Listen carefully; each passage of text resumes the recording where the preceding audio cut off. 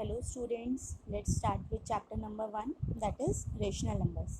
So rational numbers तक जाने से पहले कुछ बेसिक चीज़ें डिस्कस करेंगे, जैसे natural numbers, whole numbers, integers, fractions and उसके बाद हम रेशनल नंबर पे आएंगे. तो first of all natural numbers क्या होते हैं? नेचुरल नंबर्स वो नंबर्स हैं जो हमारे 1 से स्टार्ट होते हैं, लाइक 1, 2, 3, 4 एंड सो ऑन. तो इन्हें हम काउंटिंग नंबर्स की तरह ले सकते हैं कि ये हमारे काउंटिंग नंबर्स होते हैं. अब नेचुरल नंबर्स के बाद आते हैं whole numbers.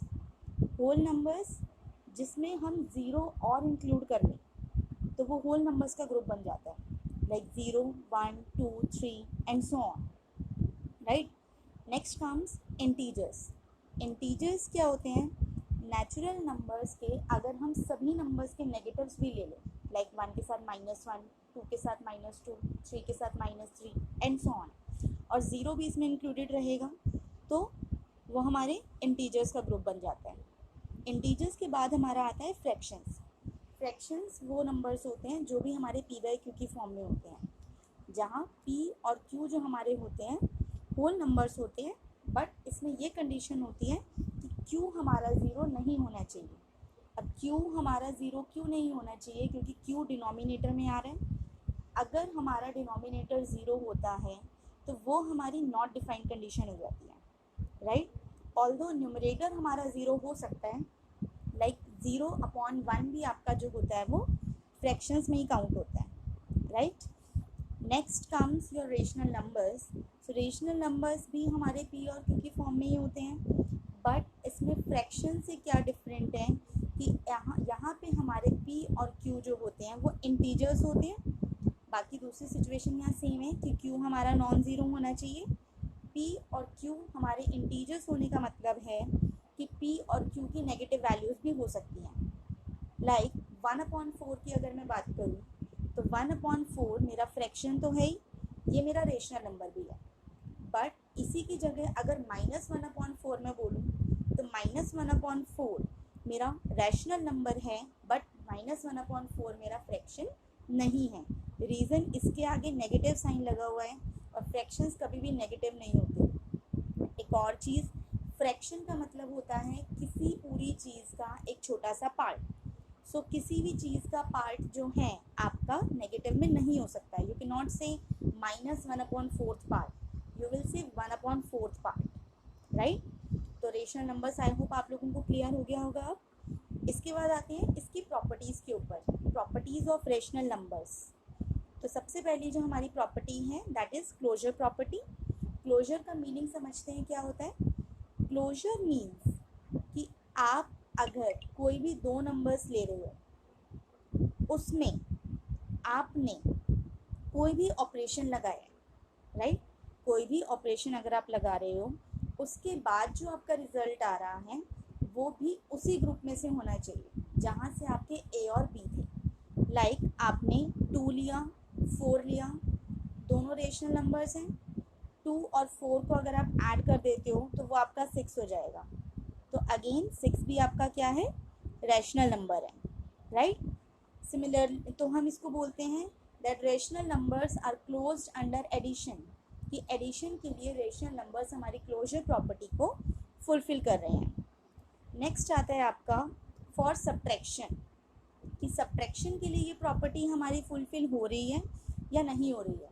So again let's take an example like 2 and -6. So 2 and -6 अगर आप इसे लेते हो तो -6 + 2 अगर आप करो या -6 - 2 आप करो तो आपका आंसर आएगा -4, और -6 - 2 के केस में आएगा -8. तो -4 भी आपका रैशनल है और -8 भी आपका रैशनल है. तो हम कह सकते हैं कि सब्ट्रैक्शन के लिए भी आपका रैशनल नंबर क्लोजर प्रॉपर्टी को सेटिस्फाई करता है, that is rational numbers are closed under subtraction. Okay. Next multiplication के लिए. So again rational numbers are closed under multiplication. Example लेते हैं, अगेन सेम एग्जाम्पल ले लेते हैं 2 और -6.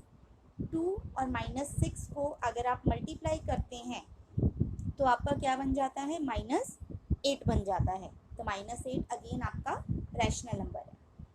ओके. डिवीजन के केस में थोड़ा सा चेंज हो जाता है। डिवीजन में रैशनल नंबर्स आपके क्लोज नहीं होते हैं। वाई? अगर आपने ए और बी लिए हैं 2 और 6, सो 2/6 आपका बनता है 1/3। वही अगर मैं बात करूँ 6/2 की, तो 6/2 आपका बनता है 3। सो दे आर नॉट इक्वल नहीं है, तो इसलिए ये आपका क्लोजर नहीं है, right? Okay, next property is commutativity. Commutativity means कि अगर आपके पास दो नंबर्स हैं तो आप उसका ऑर्डर चाहे जो भी रखें, ऑर्डर आप अगर चेंज कर भी देते हैं तो भी आपका आंसर जो है वो सेम आएगा। फॉर एग्जाम्पल एडिशन के लिए देखते हैं। एडिशन के लिए अगेन अगर मैं एग्जाम्पल्स लेती हूँ, लाइक 4 और 8 मैंने लिया, सो 4 + 8 इज़ 12।